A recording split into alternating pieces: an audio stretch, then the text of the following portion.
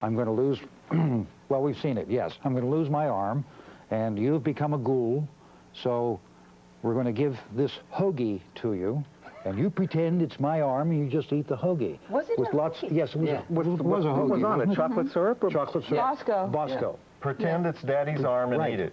Right. And so a kid says, fine. Because on the set, it was Bosco syrup, and there was laughter and fun. And it was Mom and Dad and everybody. Yeah. She loved it when, remember when Dwayne pulls the dead woman, corpse?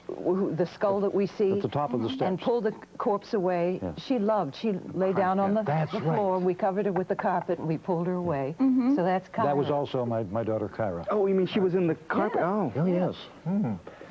Okay, So. Keith. Yes. Do your patients think you're famous? Nope.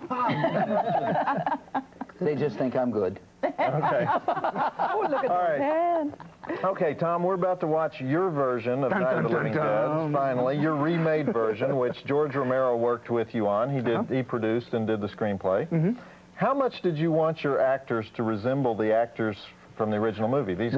Well, when you see the film, I wanted, that was a prime motive of mine, is to cast my actors to physically resemble everybody in the original movie, except for Barbara, because Barbara takes a twist that is not in the original film that you'll see.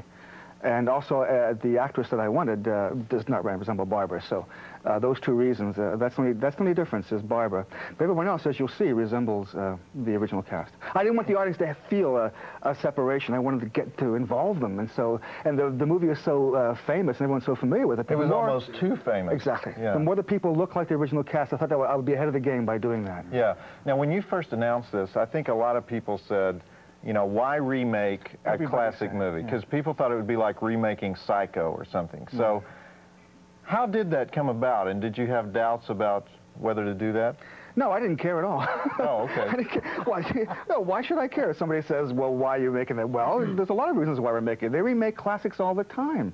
You know, this is just, you know, I didn't care, to answer your question briefly. But you were obviously a fan of the original film. Oh, yeah, absolutely. Sure. And was this something that George Romero had always wanted to do, or?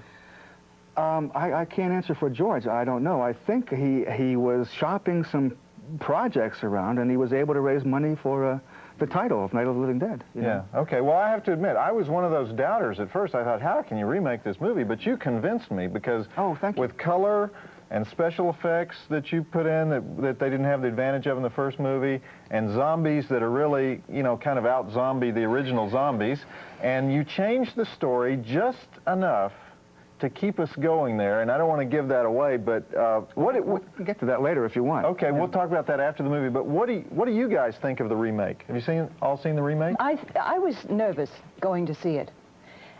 Well, you have friends in the film, too. Oh, yeah. But when I saw it, I thought it stands alone as its own film, and the original Night of the Living Dead still holds up. So they were two, in my mind, they were two distinctly unique films, and I enjoyed both of them. And they very much, I think both of them have the style of their decade. Yes, exactly. And so it makes them very different films. Which is why perhaps they stand apart, too. I wish you could see the uncut version of the film. Ooh. Aren't we seeing the uncut version? Oops.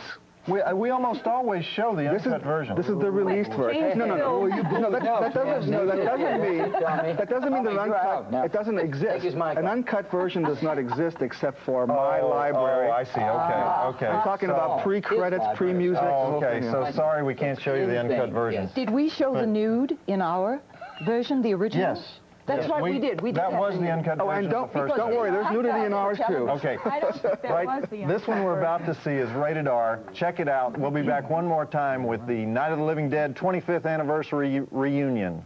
Thank you. No, nobody.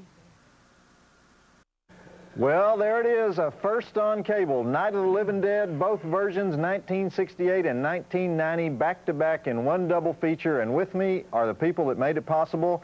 Tom Savini, director of the remake we just saw. How about a hand for Tom? That's a very powerful movie, Tom. Thank you. Congratulations on that. And then we were having so much fun with the cast from the 1968 flick that we asked them to stick around. Keith Hartman, Marilyn Eastman, Carl Hardman, Judy O'Day. And Tom, let me ask you, was that a big decision to change the character of Barbara so much? You mentioned it before we started the movie. Well, George and I were at his house in Florida. We were talking about who can we bring back? And George says, nobody, they're all dead. And I thought a bit long. I said, well, not really. Barbara was only removed from the house. You never see her killed. Why doesn't she grab a gun or something and come back and help these people? And he took that, and he actually evolved her in the script into this Sigourney Weaver type female hero that we all know and love now, you know.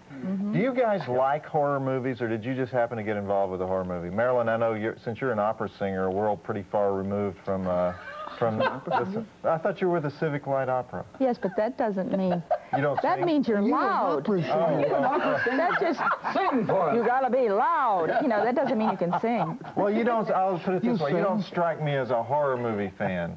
Oh, yes, I was. You were? I was. Okay. Although now they're too strong for me. I mean, now, it isn't that they frighten me that much. It's, you know, I just don't care about them as much now. But I never figured that Living Dead would be so frightening. And I had a couple of unsettling experiences with that. Because even after it was released, I didn't find it that frightening.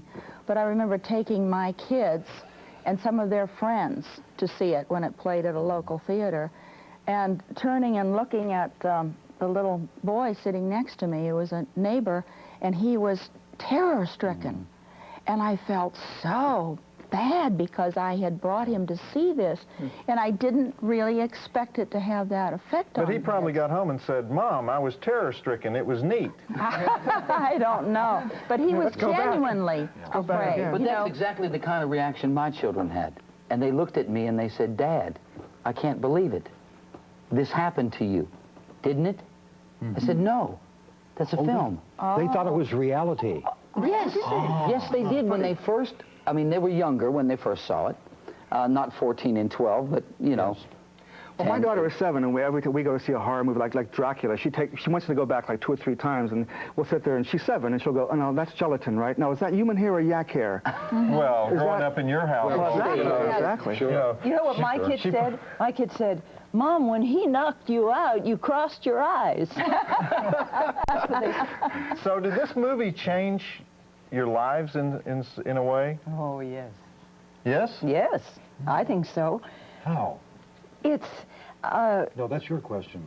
oh, Joe Bob. how? Oh, how? To say how, Joe. Well, you told me you didn't make that much money off of the movie, right? No, that's for sure. But there must be, I mean, here 25 years later, people still want to see this movie over and over again. There must be some effect on you. Well, your names will always be synonymous. Yes, it's our little slice of immortality, if you will. Yes. You got it. Every time I do a theatrical show, and in the credits, they'll put Night of the Living Dead, people react to that. And you still have that. For me, it's just, that was a form of life.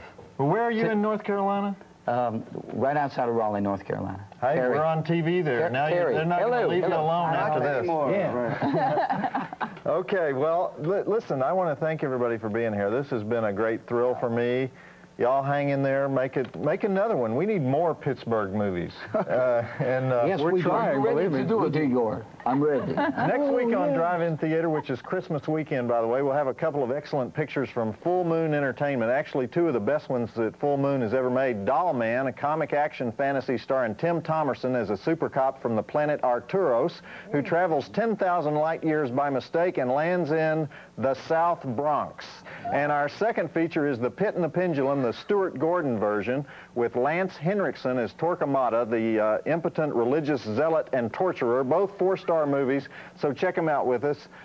This is Joe Bob Briggs and the cast of Night of the Living Dead and the director of Night of the Living Dead remake, 1990, reminding you that the drive-in will never die. Absolutely. No way. Yes, yes.